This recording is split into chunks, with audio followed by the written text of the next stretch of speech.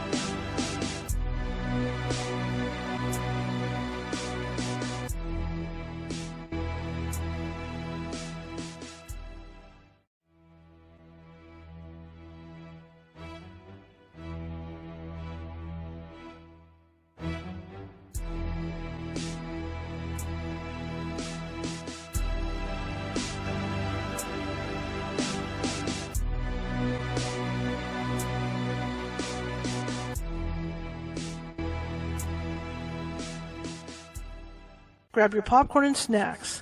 Find a comfy spot, take a seat or lie down, and let me transport you to a place of fantasy, ghost stories, ancient legends, odd creatures, alien encounters, and other magical topics. You may even decide to join the conversation. From faraway lands to your own backyard, with a small dash of pixie dust. Turn out the lights and open your minds. The journey is about to begin. Good evening, everybody. How's everybody doing tonight? Good, I hope. California got some much needed rain. Now it's all sunny again, but it's nice and cool and sunny. Going down, starting to slide into October now. The thing with California, it's funny because what happens is that it'll be 73 like today. Now we're going to go up to 92 on the weekend. But then all of a sudden, like almost overnight, boom, there's a drop off. And it's like 30, it ends up being like 30s and 40s at night. It goes that quick. So looking forward to that drop off at some point here. But anyway, welcome to the show. My name is Charlotte. I'm going to be your host for the next hour. I'm also the owner of the California Haunts Paranormal Investigation Team based out of Sacramento, California. We are 45 strong up and down the state, which means if you have a paranormal need, we can get to you and help you out. We are a full service group as well. We have mediums on staff. We also have contractors, police officers, nurses, everything on staff to help you out. Okay. So if you need any help, let us know. Our main website is down, but you can get us at CaliforniaHauntsRadio.com, or you can get us on Facebook. Look up California Haunts, or look up me, or even go to the meetup site. We have a California Haunts Paranormal Investigation Team meetup site, so you can get us there too. Easy to find us. Anyway, if you're watching from Facebook tonight, please hit that follow button. If you are watching from YouTube, there's a little ghost in the bottom right-hand corner over there with a magnifying glass in its hand, and a Sherlock Holmes cap on. That's our mascot. If you click on that, that'll subscribe you to all of our videos. We have almost 450 videos sitting over there. Different topics, because we don't always do paranormal topics. I'm a journalist, photojournalist by trade, so I like to kind of mix it up about what we do. But I think there's a little something for everybody, just like tonight's show. Personally, I'm going to go into personal accounts. I've always grown up with dogs. I've always grown up with animals in my house, whether it's cats, dogs. I got into cats later on. My dad liked cats, but I wasn't into cats till the last few years. But I always grew up with some kind of animal in the house, whether it was a dog, a fish. I had rabbits. I had a couple rabbits for a while. But mostly dogs. And I wear my heart on my sleeve. So when I have an animal, I get particularly close to it. And every time I lose an animal, it's really, really heartbreaking for me.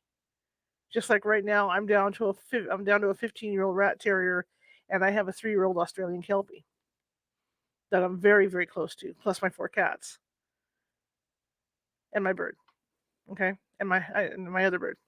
I have 2 birds.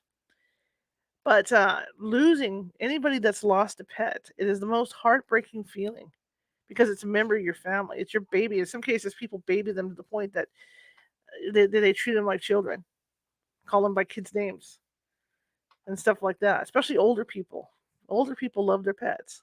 They just love them. And I'm one of the. I'm not saying I'm an older person, but I'm one of those people that just adores my pets, adores them to pieces. But my guest tonight, Brandon Wainwright, has a great story to tell. And I'm going to let him tell his story because I don't want to screw it up. Because he's a police officer. And he lost his dog. And so I'm going to let him tell the story. But for anybody that has lost a pet, this is going to hit you right here. Okay? Going to hit you right in the heart. Because believe it or not, they do come back to visit us. I've had a lot of experience with this. And it's not only just one dog that's come back. It's been several of our dogs that have returned to visit. And then there's other signs. But it's not about me tonight. This is about Brandon and his experience. So let me bring him on and see what you guys think. Good evening. Hi. How are you doing? Good. How are you? Thanks for having me on. Doing well. I'm really pleased to have you on. Tell me about you. You're a police officer, right? I used to be. I stopped in January of this year. I Okay. retired. Okay. So tell me your story, and we'll go from there. So I had a dog named Tyson. He was a 8 pound Chihuahua Dachshund mix, and I was like you and your dogs. I was very, very close to him. Um, he he changed my life, helped me heal over a lot of different things that had happened in my childhood, and just really helped me to open my heart. I Mhm. mean, I was always an animal lover, but he really helped me to get back in touch with that love that's, in my opinion, is it just makes us better people, because it animals have a way of opening our hearts to them, and then it then translates into opening our hearts to the world around us. I think they're good for our souls. And anyway, we lost Tyson in April of 2018, and he was 14. So he had a good long life, and but it for me it was a life changing experience because, well, I mean, I had lost animals. Obviously, I was 45 years old at that point. Mhm. I lost my fair share of loved ones, just like we all do. But none of them impacted me quite like this did. I was so close to him, and he was like a child to me. He was like a brother, a child, a mentor, a soulmate, all the above. And I, I was not raised in a religious family, so I was more of an agnostic, and I had my struggles spiritually in my earlier years. So I tried on a number of different religions, uh, and I none of them really worked for me. I found elements of truth in them, but I couldn't buy into the dogma of them, and ultimately I couldn't convert to them. And one of them, I was engaged to a woman who was very religious, and I ended up losing her because I couldn't convert to her religion. Mhm. So it was something I took very seriously, but I never was able to find my fit, and I had come to the conclusion that I just wasn't going to have a religion, and that the extent of my spirituality was going to be, well, I know there's more. I know intuitively that there's more. I don't believe I'm ever going to know what that is. I don't think anybody can, and because for me, spirituality and religion were synonymous. I didn't have a lot of exposure, personal exposure to metaphysics and the spiritualism outside of religion. So I saw it as, well, it's one or the other, and I can't buy in. So I know there's more, and I'm just going to have to accept that I'm not going to know what it is and move on with myself. And I was good with that for a number of years Mhm. until we lost Tyson. And within a day or two of losing him, I knew it was going to be a very difficult loss. From the moment he came into my life, I knew it was going to be difficult because I literally made a special point every day to cherish every moment with him because I knew how special it was. Mhm. And I thought, well, at the very least, when he passes, I'm going to know that I made the absolute best of my time with him, and I did. Um, and I knew it was going to be incredibly difficult getting over the loss, but what I didn't count on was a struggle with existentialism Mhm. and wondering, you know, what happened to him. And so, like I said, a day or two in, and I realized that that's a big part of what I'm coping with right now. And so I didn't think I was going to get any answers. I had tried, like I was telling you before, many times to get answers, and none of it had worked. So I assumed that it was going to take the same path as before. But what I did hope for was that I could just read some books that gave me some comfort. And so Mhm. I went onto Amazon and I punched in animals in the afterlife, just hoping for. I didn't expect anything nonfiction. I figured it would just be some nice stories that warmed my heart and made me feel better about what was happening. And instead, I found a book um, that where it was all factual, and it was stuff about reincarnation and mediumship, ESP, animal communicators, and it was so compelling to me that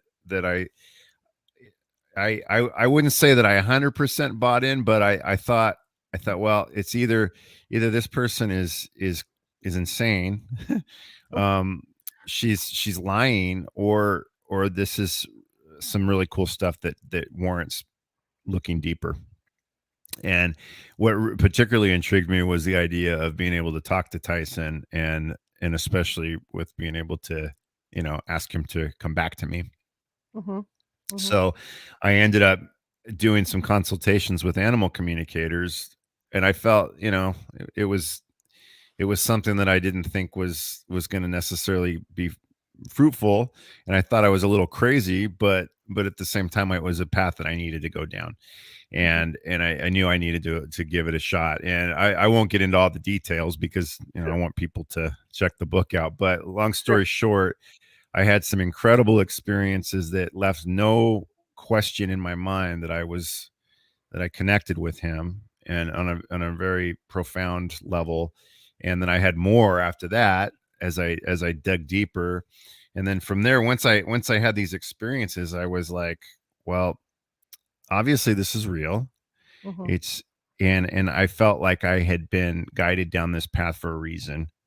Mm-hmm. I didn't just have these experiences to give just for myself. I felt like I now had a path to take that would have a bigger impact than just on me. I mean, granted, I was driven by curiosity and the exploration spirit, but this was something huge. And so from that point, I dug deeper and deeper, and became a first a Reiki master, and then I've learned more healing modalities, energy healing, spiritual healing modalities, um, and I've just continued down that path. And I ended up writing the book about his life and about the process of losing him, and the spiritual growth and the experiences that I had, in the hopes that it would shed some light for other average Joes or Josephines like myself. I'm just an average guy. There's nothing really remarkable about me. I'm not. I, I'm just Joe Citizen, and here I am having these experiences. And so, what I was hoping is that by sharing my story, it'll either give people a good sense of peace, or it'll inspire them, or both, to go on their own journey, Mm-hmm. and do their own exploration. And because there's something very profound about realizing that there really is life after death, and that we really are souls having an earthly experience, not humans occasionally having a spiritual experience. It's Mm-hmm. that fundamentally we are spiritual beings. And there's a lot of peace that comes with that on a lot of different levels. Um, in the case of Tyson, people look at dogs and animals. Not everybody, but a lot of people like if you lose your animal and you're brokenhearted. I mean, I've worked with people that have been like that don't understand. They don't get it. They don't get that connection. Yeah, And yeah, it's sad they don't, because when you think about it, and these animals, they do have a soul. They do have a soul. I mean, you can absolutely. look in their eyes and you can see it. You can Oh see yeah, the emotion in their eyes. And like in my case, like I discussed when I sent my letter to you, I never thought in my wildest dreams that I'd be able to communicate with an animal like that either. And then things started happening, and it was the most wonderful, wonderful feeling to know. yeah. Yeah, it's I mean, not only is it profound in the sense that you realize that it's not the end, Hmm. It's that you will well, you're still going to be able to be close to them, even though you can't tangibly hold them like you did before, and cuddle them like you did before. They're still there. And there's something very, very amazing about that. But the magnitude of that knowledge, in terms of, you know what does your life mean? I mean, you aren't just a pile of skin and bones Hmm. that's moving through this world and trying to survive by doing whatever you do for a living, and having your little small circle of friends that are all gonna you're all gonna die out, and just be a memory. It's much, much bigger than that. And the impact that you have on your friends and family, and people that you interact with throughout your day, whether the clerk at the grocery store. I mean, there's the impact that you have and the importance of those interactions, and the actions that you take each day, and the importance of the thoughts that you have in your head. it's not just a matter of I'm just going to get mine and live my life and live it to the best of my ability as far as what I get out of this, and have Mhm. as pleasurable experience as I can. No, it's a lot about how you affect the world, how you affect other people, how they affect you, and the lessons that you're learning in the process. It's a profound realization that it's has so many implications way beyond just the pleasure of knowing that you're still connected to your animal. But I will say that's pretty special. Yeah, That's a big part of it, certainly. it's a great feeling. Now, you being a former police officer, me being a former um, police news, police crime reporter. I had an aha moment, and I remember my aha moment when I was doing the beat. There had been this big accident on the freeway, and there was a woman that had been killed. And I get there like 20 minutes afterwards. The police are there, of course, and they had a tarp covering the side of the car. And I remember my aha moment was that the tarp, another reporter, not from my paper, had taken the tarp off to take a photo, and I was Mm. staring at her, and all of a sudden it hit me, and I thought, she's not there. Whatever She, I'm, whatever she was has moved on. hmm, yeah, It's just a shell. The body's a shell. That's all it is. It's a shell that holds our soul in, and then we're off when the time comes. And that was yeah. my aha moment. Although she probably was still there watching what was going on, I'd Yeah, probably. imagine. But still, I mean, she was off to the Yeah, side somewhere, probably watching, because at that point, there was just nothing in that body left. The eyes are lifeless. There's nothing there. And that was the aha yeah, moment. I thought, yeah, her soul is out of that body. And yeah. that's when it hit me. Oh, yep, just like Yeah, with you. as an officer, I had my fair share of encounters with death, and Hmm. for me, for me, up until that experience that I had with Tyson, I didn't have. I mean, I obviously I knew that they were no longer there, but I Hmm. didn't. I still didn't know for sure. I thought what for me what that was all about was, gosh, how fragile we are and how Hmm. quickly things Hmm. can shift, and Hmm. how um, um, how priceless life is, Hmm. how precious it is. You got to value it, and just because this isn't the end doesn't mean that it's any less important. Hmm. Hmm. Now, without giving it away, can we get one instance for people to hear about Tyson and how you were able to make contact with him, or he made contact with you?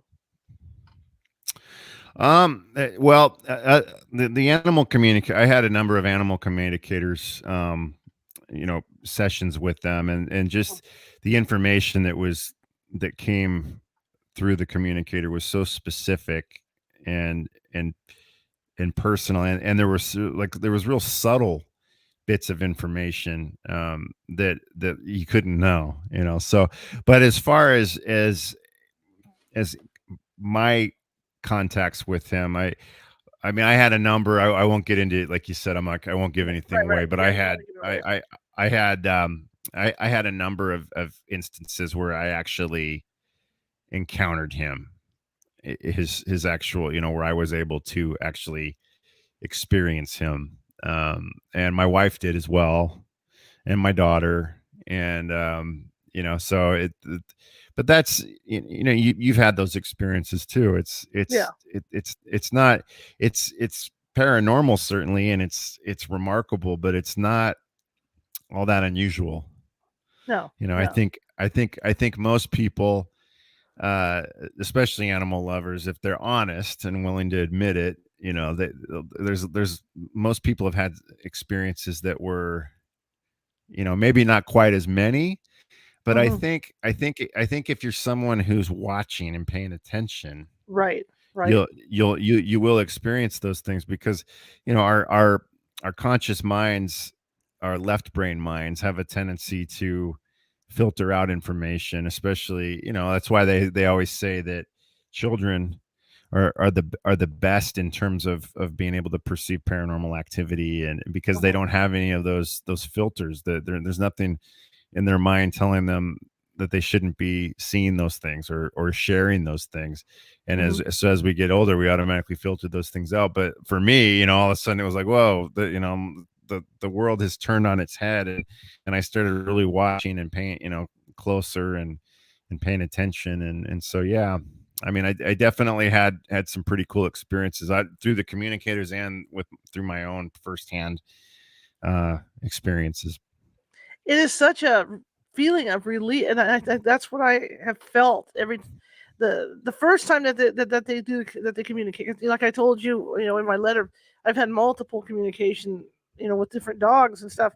And the first time that they communicate with you, it's such a relief because you are wondering, are they okay? Where are they? What's Yeah. going on with them? And like with the case of the one dog I had, she was 17 and she could barely move. And when she came to me in the dream finally, she was her old self, jumping up and down and happy as a clam, and it felt, even though it was really short lived, maybe a few seconds to see her, it Yeah. was it's such a relief feeling because you realize that they're healthy again and they're so happy and they're there. Yeah. Exactly. Yeah, and that's that I think for when you lose an animal or a loved one, with humans, I don't think we tend to put that kind of that generally isn't as big of an issue. Hmm. Where are they okay? I mean, Hmm. sometimes depending on what Right. the circumstances are Right. of the death, certainly we have those thoughts.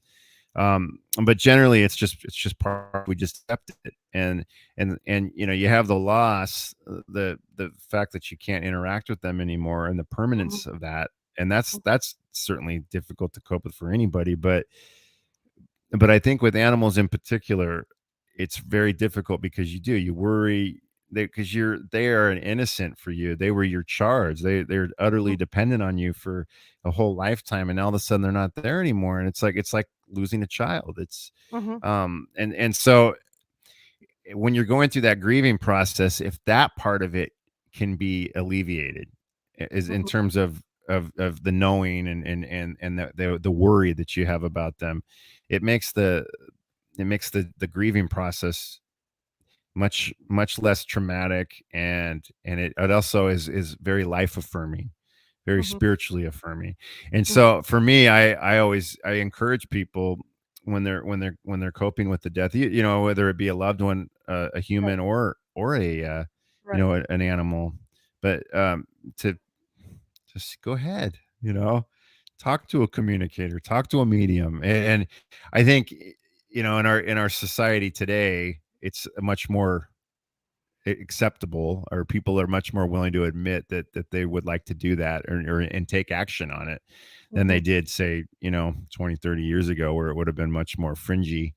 And but since I had my experience, I've referred quite a few people to different communicators that I've worked with, and mediums, and th- they've all, it's done them all a lot of good, and a lot of them have had really profound experiences themselves that way. So, and it really does, it helps a lot. And it just, it's getting past the societal dogma, religious Hmm. dogma, things. For some people, I think even after they experience these things, they still, I know myself included, actually, if I'm honest, you're still trying to talk yourself out of it. Hmm. Say, oh, come on, am I lying to myself? If am I saying, am I just having trouble coping? So it's like an opiate for me, Hmm. and just helping me get through this. But for me, I kept digging, and I kept having more and more experiences, and reinforcing and proving, and having it prove itself to me. And then I started doing my own work, and so it's it. I think I think it's also a case of, some people want it so bad, but they're not open enough to it. And once you open up to it, that's when you start seeing Yeah. more. Like you say, you pay more attention to what's going on around you, and you're able to see the stuff. Even with humans. I mean, I did the same thing with my mother. I can't. It sounds terrible, but when my mother passed away, being a ghost hunter, and knowing what happened, which helped a lot. I knew she wouldn't want to go to the coroner's office dirty.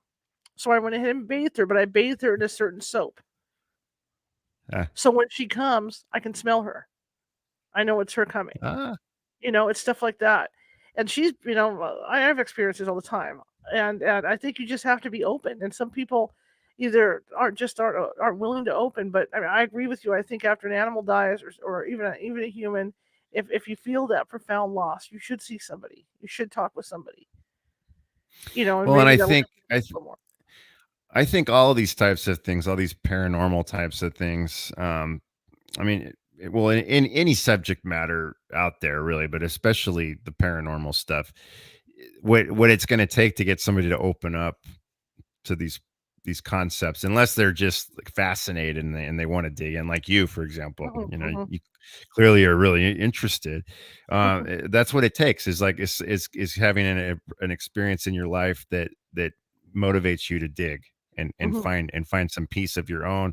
But mhm, it's no different than, like, say, like a lot of people go to chiropractors mhm, at that point where they have some kind of a back injury, or they reach a point where they're in so much discomfort mhm. physically that they open themselves up to the idea of going to a chiropractor. And I know that's a lot more common now, but back in the day it was much less so. People had a big fear of chiropractors, but when you get into enough pain, you're willing to take on anything. Sure. And I find that with the energy healing too, it's a similar phenomenon where you're I don't think it's so much that they don't want to be open. I just think that they're so, you know, they're wrestling in their own mind with what is accepted, what Mhm, their life paradigm has enforced in them, and reinforced in them. Um and like, because I do energy healing, and I recently I just started my business a few months ago. I've been doing it for a number of years, but I finally decided to start a practice. And awesome. and I asked a couple friends that I had done pretty significant healings on to write a testimonial for me, and neither one of them would do it. And I mean, I've had other people write them, but they didn't want to do it. One of them, because they're like, well, I don't know if it was really the energy healing, and the other one was, well, in my church, I talked to my pastor and he said, unless you're doing it in the name of Jesus Christ, then it's not something I should be Right. partaking in. It's like, well, you you partook of it when you were hurting. You know what? And so they're wrestling with their own experience and their own explanation of the experience. I have another friend who's a very powerful healer, and we were talking today, and he's at a stage now where he's still struggling with starting a practice because he doesn't want to. He has a hard time with the idea of charging people, which is under. I struggled with that a lot too. But the reality is, you can help a lot more people if you actually do a practice than if you're doing it on the side. And the thing is, people appreciate it more when they're actually engaged and investing in their healing. And what he told me is that he's he's had quite a few himself, like significant healings, and they say, oh, I feel better, and then Mhm, he never hears from them again, and they don't want to acknowledge, or even utter the words that it was him, or it was his energy, because you're really the healer isn't the one doing the healing, and they're a right. channel. But they don't even want to. It's like, oh, I feel better now. I'm feeling cognitive dissonance in my head here. I'm struggling with what's really happening, so I'm just going to ignore it and move on with myself.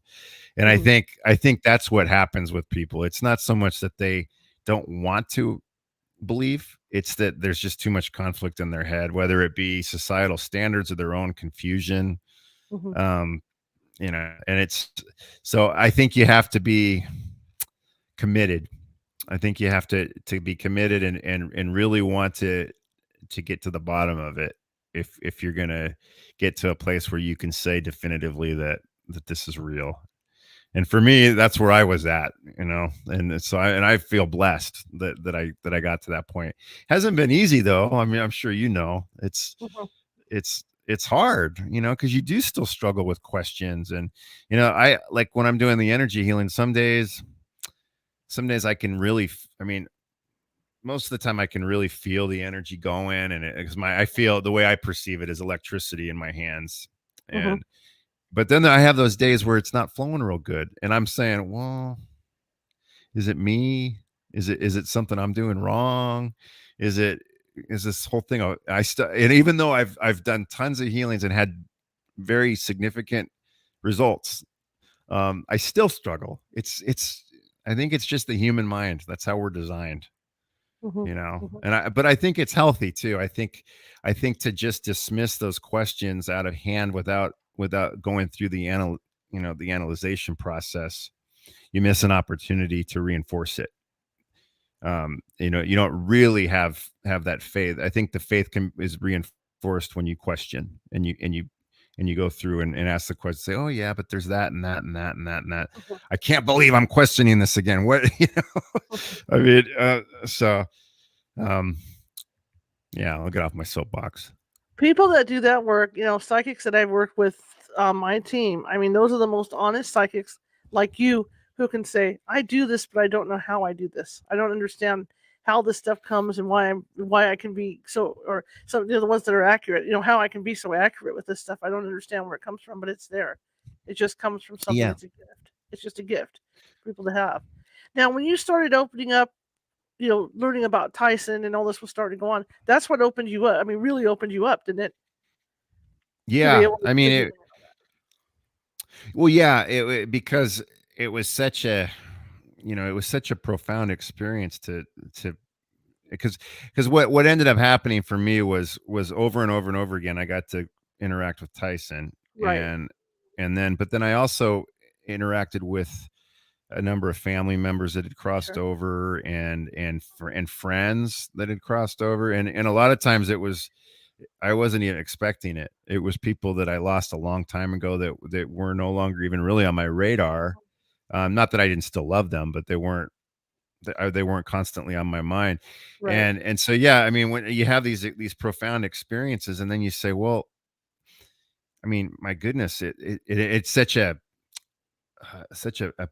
peace giving experience. It's so warm, Mhm. and it creates healing on a level that you couldn't have predicted until Mhm. you actually go through that experience. And so, it's beautiful. I mean, it's such a gift. And then so look at that and you say, well, I'm not going to just take this gift and walk.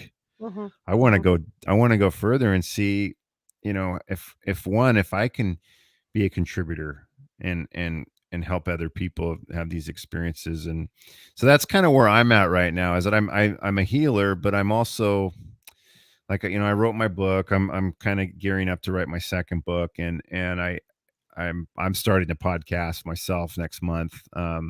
With myself and another former cop who's an animal communicator now. Oh. And so, what I'm trying to do, because is be a voice, Mhm. be a voice Absolutely. for getting the information out there. And I mean, there are some really talented healers out there, and I hope to be one of those. And I've had my experiences, but you can heal with your voice as well, by Mhm. sharing your story. And it's just one of those things where it's too big to just ignore it, at least for Mhm. me. Right. Everybody's got their mission, but for me, that's where I'm at. And the more you do it, the better you'll get. Yeah, definitely. And that's the other thing that's great about having the practice, is that I do it every day now, you know. And it's I'm constantly working with the energy, and use kind of refining my own process. And yeah, it's cool stuff. Well, as you said in the beginning of all this, as a former police officer or a police officer at the time, were you cynical when you talked to your first medium about this stuff? Did you go in kind of cynical? Yeah, well, actually, yeah. The first, well, I wouldn't say cynical, but I was. It was one of these deals where I wasn't gonna just. They weren't gonna be able to just give me general information, Sure. and convince me, and which in a way isn't fair, because they're not there to prove it to you. They're there to pass on messages. But Mhm. for me, it was more than just it. There was a big task at hand, and it was one was the communication and finding peace with Tyson, but the Mhm. other part was having the experience and finding out whether or not this is legit, you know. So I guess I was sort of on an investigative mission, um, Sure. but what I hoped was that part of it would prove to be true, and then I could have the other part, because one had to go with the other. There was no I wasn't going to find peace about Tyson if I didn't believe that it was real. So Right. the first couple that I did, I wouldn't say that I know they were very reputable communicators, so I know they were, they were good, but the information that came to me wasn't anything that I couldn't have intuited myself. Mhm.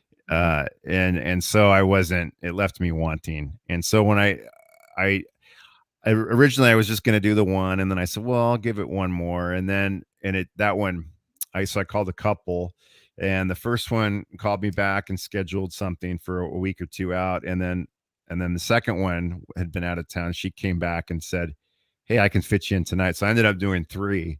And when I got to the third one, I told her, I said, I'm very open. I want, and frankly, I would like to believe that this is real, but I'm also very skeptical, Mhm. and I didn't have anything in these first two experiences that were convincing to me. And she said, well, I can't promise you that I'm going to give you anything that's going to convince you, but I will give you what I get, and hopefully that will be something that means something to you. And that was all. Mhm. She wasn't making any promises. She's very, Right. very straightforward, great person and communicator. And her name's Sandy Casca, by the way. Mhm. And she just blew my socks off. I mean, it blew my mind, that session. So, and that was the first big chink in the armor for me. Like, it was like I told her at the end of the session, I think you made a believer out of me. But then, of course, I started analyzing and questioning, and I wouldn't say that I became a non-believer, but I was processing it. As you go down this rabbit hole, it's a process. Mhm. Your brain has to, your whole being has to adjust, and it's kind of a slow. You have to be patient with yourself, and just kind of let it take its course, which is what I did. And Mhm. I'm still on my course, though. I'm still learning and growing, and fighting against skepticism, and or not fighting, but um uh, overcoming, Right. Right. because through experiences. And so it's not for the faint of heart, but it's also something that I would recommend if anybody that's ready and wants to go on that, find that peace and go down that path. I think I would recommend it to anybody, you know, because Here- the rewards are great. Here's a question. As a police officer, did you talk when you first started, getting the signs or doing this stuff? Did you have conversations with anybody else about this stuff, or did you just keep it to yourself? Um, I know I definitely I had conversations. In fact, there was one of the officers that I worked with had she learned Reiki before I did, and I told her, she's an animal lover, and I told her about some of the things I was experiencing, and I was looking for ways to expand myself, and because I didn't know what to do. I didn't have any other, I had my fair share of paranormal experiences, clear cognizance, and encounters with spirits and things like that throughout my life. But I think most people do, if they're honest about it. But Hmm. I didn't have it. It wasn't like I didn't have any clear, obvious psychic gifts that would, like a lot of people live in the closet until they're 30, 40 years old, and they finally decide to do something with it. And I wasn't one of those people. So I was looking for a way to expand. And my friend, she recommended Reiki. And then once I started having those experiences, and and seeing, and reinforcing it, not just the having somebody else read for me, but actually experiencing paranormal energy and seeing the results of it, then I was like, well, this is real. I mean, I already thought it was, but then now it was like I can actually point to my own experiences, Hmm. not just relaying what information that somebody else gave me. I can actually show you that, so what I started doing was healing my coworkers. I started Cool. offering people, especially headaches and things like that. It was, but even there, I'll tell you what, um, there was one in particular, and I write about this one in the book, but one of the sergeants, I was cross paths with him one day in the hallway, and I say, how you doing? He says, and I look back on this, so we were friendly, but we weren't close or anything. And so he would normally go into this much detail. He goes, oh man, so I got the worst headache. He said, oh, it's killing me. It's like, and he just normally he'd be like, hey, what's going on, and that would be the end of it. But he's telling me this, and so I said, well, would you like me to try some Reiki on you? And he goes, man, I'll try anything. So I came down to his office, and he was a detective sergeant, and there were a couple other detectives in there. So I walk in, and I guess he told them what I was going to do, and I walk in, and they've already got the spa music playing, and they're ready to make fun of me as I go and do this, which it wasn't malicious. These were good natured ribs. So I went over and I started working on them, and it only took a couple minutes, but he said, I can feel the headache draining out of my head. And you know it and oh man, my hands were going crazy. It was obvious that there was something going on, but he never once came up to me after that and asked for anything else. And that was years before I left. So even when you have an experience like that, your mind wants to shut it down. Right. The cool thing though is that one of the detectives that was there, he was it struck him enough to where he came to me on the side, and he said, I've had this experience and this experience, we actually found a common ground, and there were some things that happened later. I'll probably write about it in my second book, but there were some things that happened involving a case that he was working on that where it was paranormal stuff that came into it. Hmm. And so I was able to help him and help the victim's family, and it was pretty cool. So I would say that most of the people I worked with, granted this is in California where things are, you Right. know, although I don't know, I think the world in general, at least in the United States, and we're a lot more open now than we used to be. But Oh yeah. they they definitely gave me some friendly, goofy, ribbing, but and they certainly, not all of them believed, but they thought it was cool that I was pursuing something that I was passionate about. That was about as far as it went. I'm sure that it's hard to say, but I think that over time they'll respect it even more. Hmm. You know, Hmm. because as the more and more people have these experiences and it becomes more mainstream, I think. So, oh, that Wainwright, he was cutting edge. we'll we'll see. I mean, I think that is definitely probably a what you would expect is kind of a stereotypical reaction from the law enforcement community, is they'd be hostile towards it, but not at all. I worked with a guy who had been an inspector sergeant, which is a detective sergeant in San Francisco, for homicide. For Hmm. I think 15 years, he was a homicide detective. So you can only imagine the things he saw in his Oh career.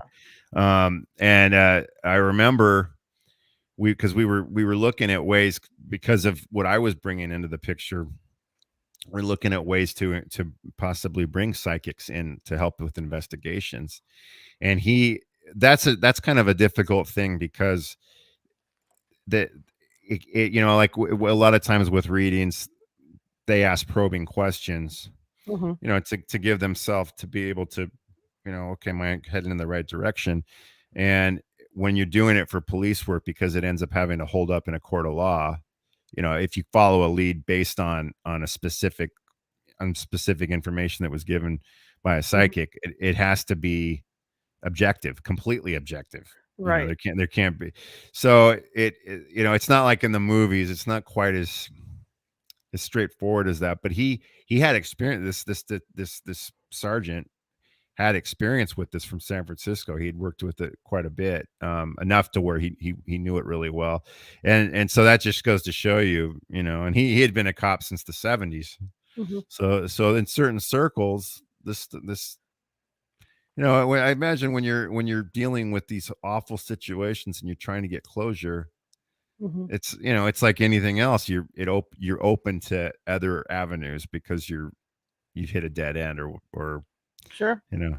just like when you've been flayed open, your heart's been flayed open because you lost your buddy, and Right. same thing. Absolutely. Now, when you talk about being accepted more now, I remember those days 20 years ago. I remember when I first started ghost hunting, and I remember trying to ask people real delicately, like because you'd have to get permission to go into places, of course. And I remember having we were doing this thing in the city of Woodland, and I wanted to get permission to let them know that we were going to be there filming and stuff. And I remember talking to the city officials, and I said, "Well, you watch such and such TV show?" "Well, yeah." I said, "Well, that's what we do," because you were always kind of like walking on eggs around people, you Yeah. know, and they either liked it or they didn't like it, right? But now you go into places and they're like, "Oh yeah, yeah, yeah, I know what you do," just like you being a healer. "Oh yeah, yeah, yeah, I get it. I know what you're Yeah, doing. that's That's so good. cool. Yeah, Yeah. yeah." But it wasn't always that way. It wasn't always that way. Yeah. Oh, I'm sure. Yeah. Question in the I chat. still, because where I live now, I live in Tallahassee, Florida, Okay.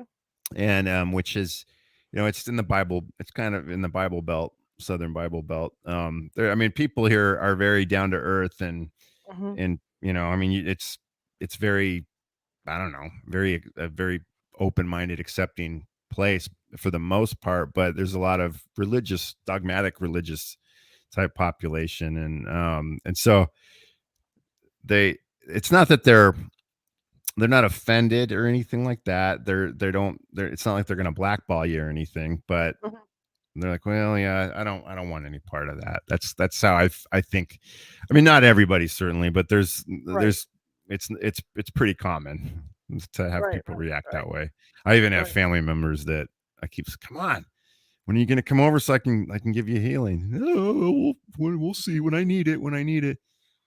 Whatever. I gotcha. Question in the chat room is, what types of healings have you done? Well, I do anything and everything.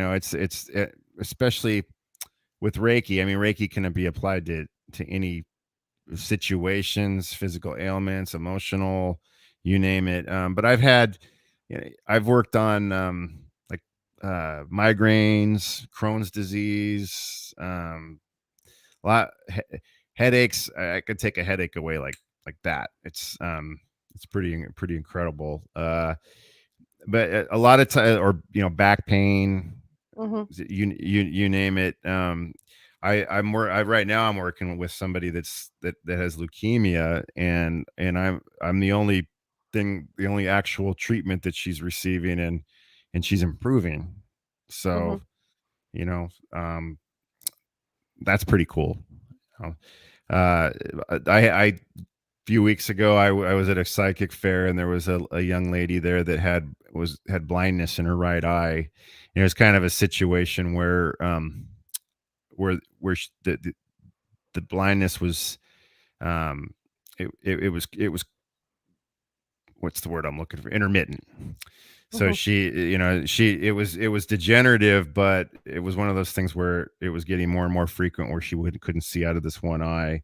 Mhm. And I worked on her, and I got an email back from her grandmother a couple weeks later, and she said, she's been perfect ever since you worked on her. So yeah, I'm hoping that stays permanent. I don't know for sure, but there's no question that it has an impact.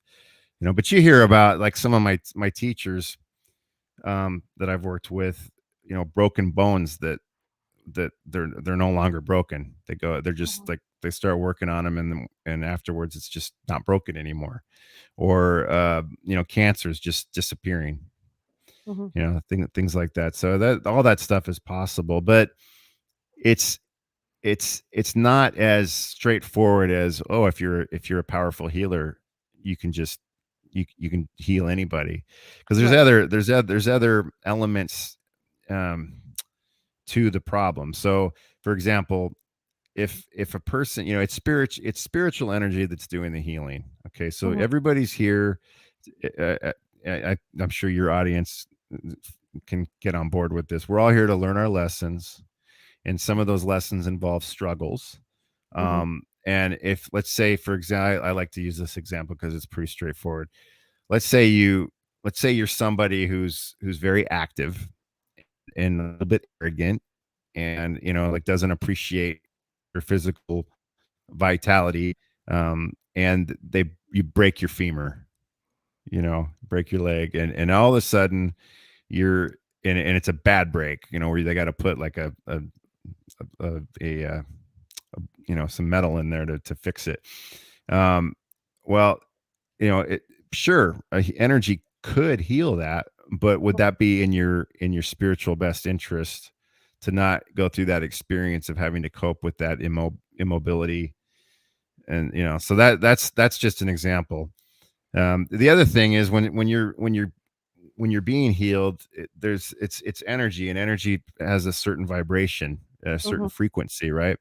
So if you happen to be somebody who um let's say you're like, I want to heal, I want this to stop, Mhm. but the reality is that maybe you've got some issues going on where that ailment, whether it be psychological or physical, is actually makes you feel secure. Mhm. It's your comfort zone. Let's say, deep down on an energetic level, you don't want to be healed. You might consciously, logically say, yes, I want to be healed, but maybe on another level you don't. Well, if Mhm. those two energies conflict, if the healing frequency, the frequency of the healing energy can't merge with the part of your body or your being that needs healing, it's not going to work. Right. So there's different factors involved. But what I've found is that it most of the time it does some pretty cool stuff. Another question in the chat room is, can you help cancer patients go into remission and stay in remission? Yeah, I mean, I've seen. Well, I mean, I had a cancer patient that I worked on that went into remission, and then it eventually came back. But here's the thing, and then I'm working on the other one right now. The thing about all physical ailments is that if you look at it from a spiritual paradigm, Mhm. um, they all have their basis in something spiritual, right? So, and they say the left side of the body's the feminine, the right side's the masculine, and so let's say you've got cancer of the spleen on the left Mhm. side of your abdomen. Well, that's right in your solar plexus. That's if you're looking at it from a spiritual standpoint, that's in your solar plexus chakra, your center of personal power. That's something that's been a problem that you've been struggling with for a long time. um, there's an imbalance, an energetic imbalance. Well, a cancer can be caused by that, and yes, you might be able to be healed by it, but if the problem that you have in your life, where you're not taking on your personal power, Mhm. if that problem hasn't been addressed, those same energetic blocks are going to still be present in your life, and there's and so the odds of that cancer coming back are probably pretty good. So Mhm. yeah, I mean, you can certainly be healed, and the healing energy can help you work through those problems too, to Mhm. get into balance. But so it's a very holistic. You have to look at it holistically. It's not as simple as, oh, I'm going to take this away and that's that. You know, Mhm. I used to look at it when I first started with this. I looked at it like that, And as Okay. I've come to learn that there's just so much to it. Mhm. You as a human, when you're healing, it's an opportunity not just to alleviate the ailment that you're dealing with, the Right. discomfort that you're dealing, but it's an opportunity to grow and improve Hmm. on a soul level, and that's what you're looking to achieve. I think if you're trying to get the most out of life and the most out of the lessons that ailment, whether it be cancer or anything else, if you're looking to get the most out of it, that's the healthy way to approach it. Okay. Okay. Another question is, I've never even heard of this. Can you help low-level agoraphobia? Agoraphobia. Agoraphobia. I couldn't even say it right. See, you said it right. I didn't. What is agoraphobia? Agora. I, you know what? Right now for some reason I can't. I got to look up what that means. Agoraphobia. I Yeah, know the term, but I'm gonna have to refresh my kind memory of just like to be. therapy. You got to work at it and not just take meds. Yeah. Yeah. Yeah. Yeah. I agree. I agree. Yeah, I'll have to figure out that one. I never heard of that. That's a new one on me. Uh, These guys get me in these questions. oh, okay. It's a situation where the person perceives their environment to be unsafe with no easy way to escape. So anxiety.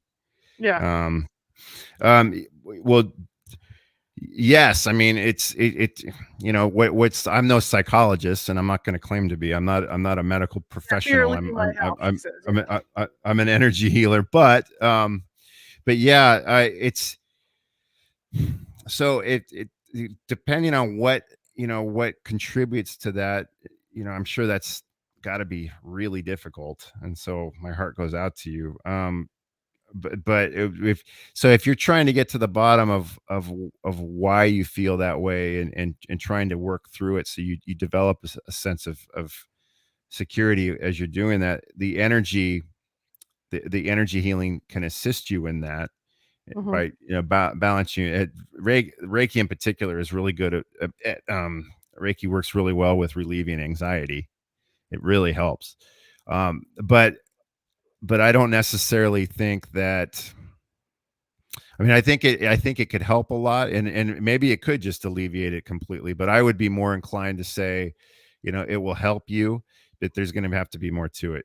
It's one of those things where it'll be assisting you in working through the problem, and you'll feel a difference. I mean, when you get a treatment, you can definitely feel the energy.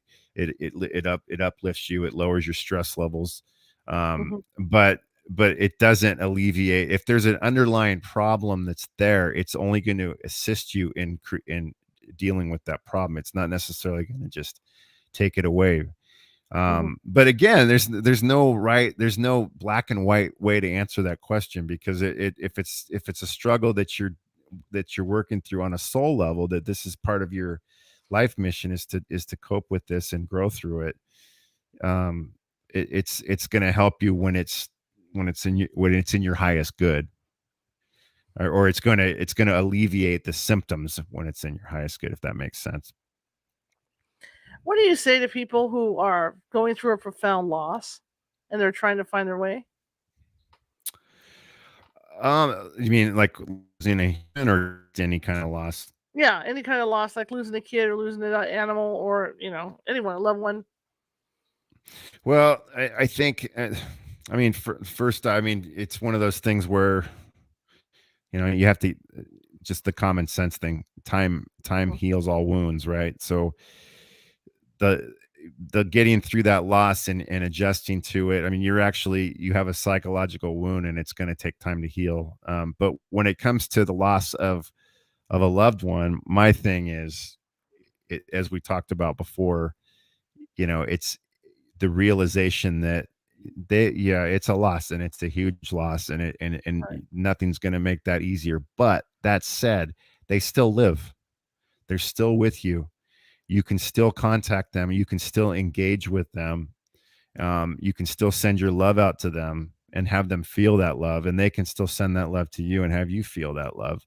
Hmm. So, it's a you know it's not, you think on a more religious level, you say, well, I'll see them again, and, Right. and it seems kind of a, like a kind of a sanctimonious, abstract reaction, right? But that's not what this is. This is real, Hmm. that you really are with them still. You're not going to see them again someday, or you will, but they're still with you, literally.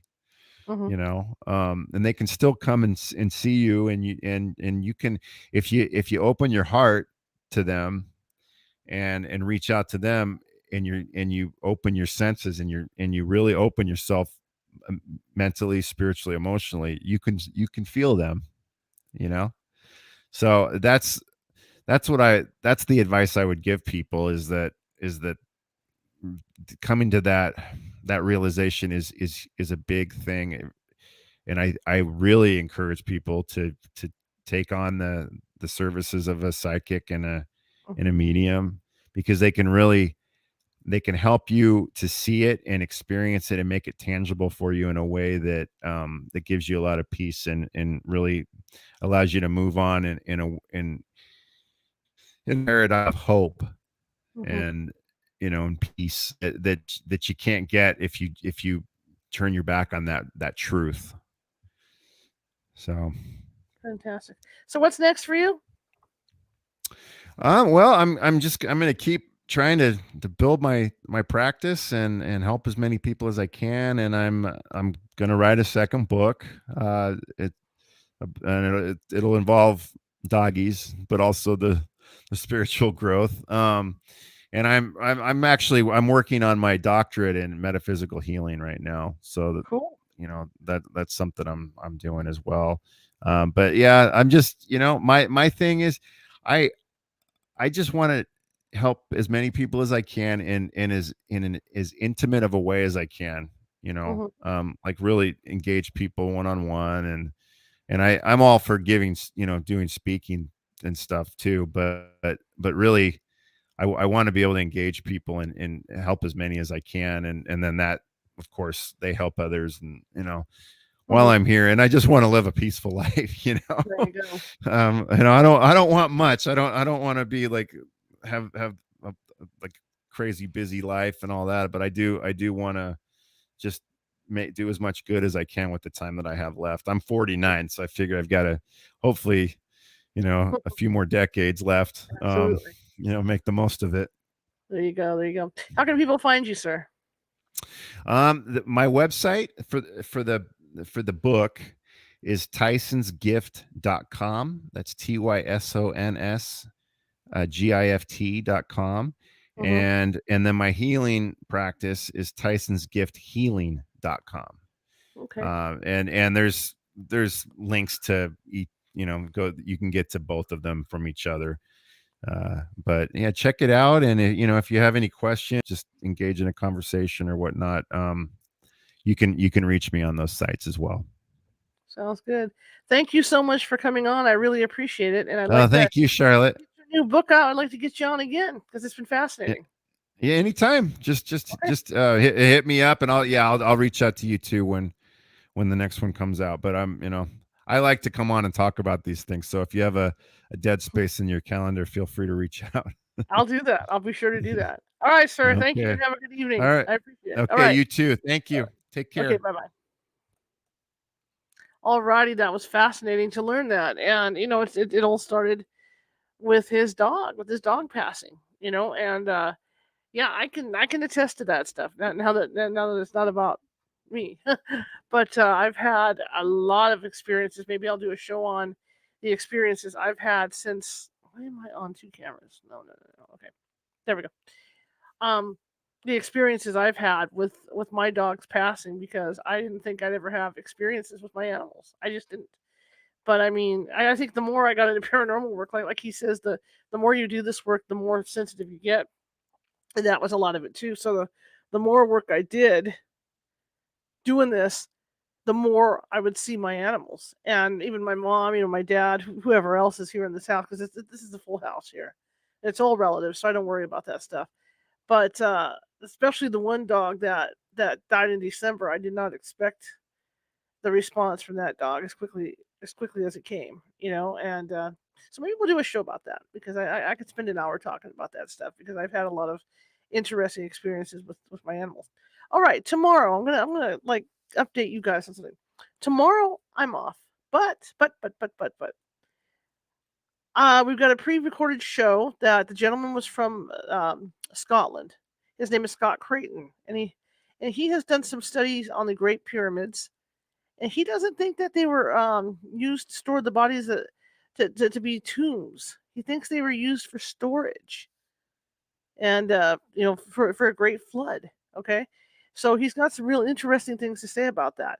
However, I will be live tomorrow because I'm going to be a guest on somebody else's show. So at 5:15 p.m. Pacific tomorrow, I will be on Dr. Linda Selvin's show, and I'm going to be doing a guest spot over there. So you'll get to see me live tomorrow, but then you won't get to see me live. Does that make sense? Yeah. So so look for me at 5:15 p.m. Pacific on Dr. Linda Selvin's show. And then following that, at the usual time at 6:30 p.m. Pacific, you guys are going to have to check out my Facebook because there is a link to the YouTube because this is going to be live on YouTube.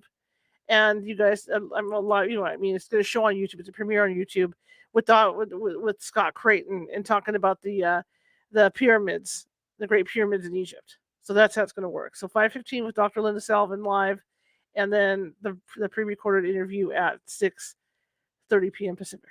All right. So I just want to get you guys a heads up about that, and I'll have all I'll have all the links updated and everything for you guys to follow in a bit here. But I want to thank you all for coming tonight. I really appreciate it. If you're watching from Facebook, please be sure to hit that follow button. If you're watching from YouTube and you're new, or you're old watching from YouTube and you haven't subscribed yet, please subscribe. There's that little ghost. I think he's in the bottom right-hand corner with the magnifying glass and the Sherlock Holmes hat on. He's there. Click on him, and that'll subscribe you to our videos. We start our 3rd season of videos next week. Kind of cool. Season 3 coming up. All right. But there are 450 videos sitting over there, YouTube, all different topics, everything you can think of. And if you peruse, you're going to see that, and I'm sure there's something that you're interested in that you'll find over there. Also, visit us at CaliforniaHauntsRadio.com and visit us on Facebook, California Haunts Radio, California Haunts. We're over on Facebook. And again, if you think you might have a paranormal issue that you need help with, let me know. Shoot me an email over either my personal stuff, under my name, or California Haunts. Okay? Anyway, I want to thank you guys for coming tonight, and I really appreciate it. So I will hopefully see you guys tomorrow at 5:15 at Dr. Linda Selvin's show. If not, I'll probably be on the chat tomorrow night for Scott Creighton's show. More likely, I'll be sitting in my recliner watching the chat, eating some popcorn or something, watching myself on the air. It's kind of creepy. But yeah, so either way, I will see you guys tomorrow. But have a good evening. I hope you enjoyed the show, and I'm going to go ahead and show you the contact information for this gentleman. And here we go. So website is tysonsgift.com. And like he said, over on that site, you can also get access to the healing site as well. And of course, the book is Tyson's Gift.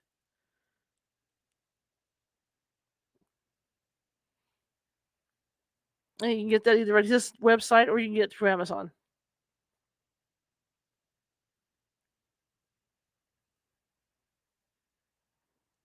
All right, guys. I will see you tomorrow then. All right. Bye-bye.